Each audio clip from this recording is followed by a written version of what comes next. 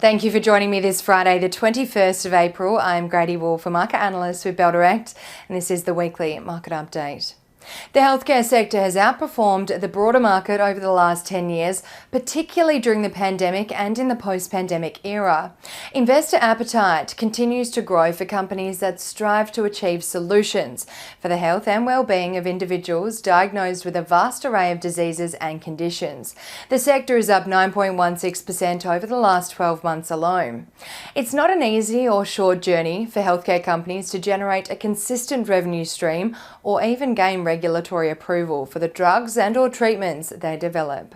For most, the process spans many years, up to 10 years, and requires a considerable amount of funding from hopeful individual investors and professional money managers. It all starts with an asset, either a drug or device that has been made in a laboratory for many years, being chosen as the best fit for a particular purpose. Then, it enters a preclinical set of trials on cells, then small animals, and, if approved, will succeed through to the phase 1 trial for a small set of humans. The process through the phase 1, 2, and 3 clinical trials is expensive, around $41,000 on average per patient by phase 3, and requires endpoints to be met along the way, with regulators such as the TGA or FDA or others, depending on the country, needing to approve each stage toward the final submission.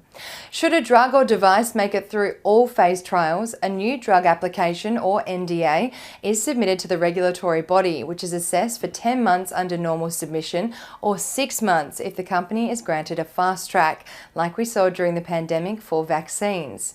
And then, if approved, the company can begin the commercialization process, which requires more money from investors. For companies making headlines this week, those who bought in at the preclinical trial phase have believed in the journey and are now reaping the rewards as commercialization begins.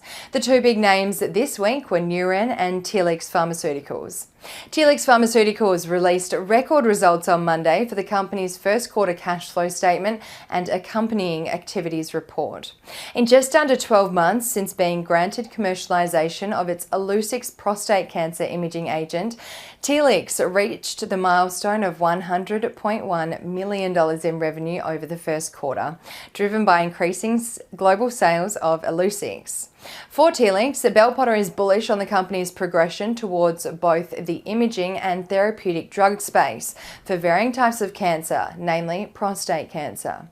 Neuren is the other name that made headlines this week after the company's North American development and commercialization partner, Acadia Pharmaceuticals, officially launched a product called DAYBUE, which treats Rett syndrome in adults and children aged 2 years and over.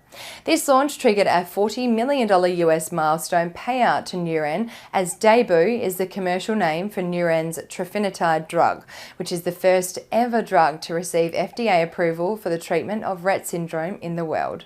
The company's share price is up 58% year to date.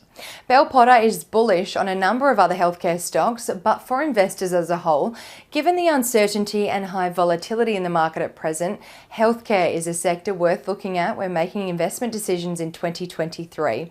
It's a sector that has continued to deliver some great results over the last 10 years.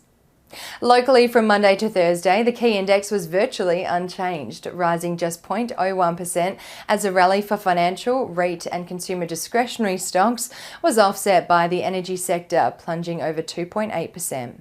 Energy stocks were rocked by falling commodity prices, especially gas dropping on news of a global oversupply of LNG, while oil prices dropped over 2% later in the week.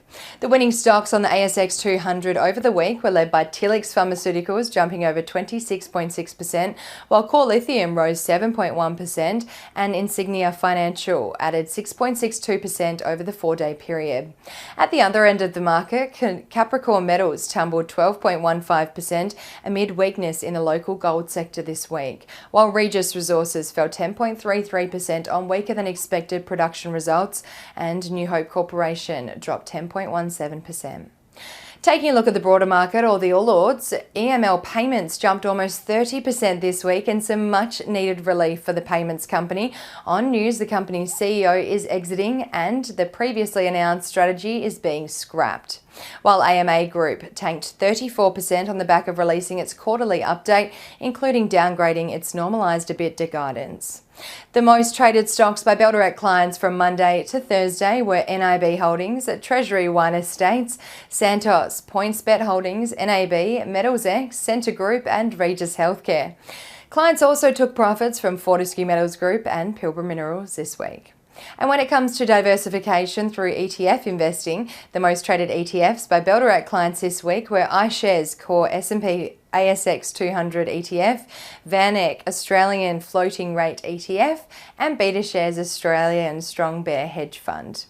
Looking at the week ahead, Australia's all-important inflation rate data for Q1 is released on Wednesday, with economists expecting a decline to 6.8% for the 3 months ended March 31 from 7.8% in Q4, which will imply inflation has peaked and the RBA's monetary policy tightening policy is having a strong impact on cooling economic growth. Overseas, a number of European countries will also release GDP growth rate data for Q1, including France and Germany, with the forecast expecting a decline in inflation across these European regions.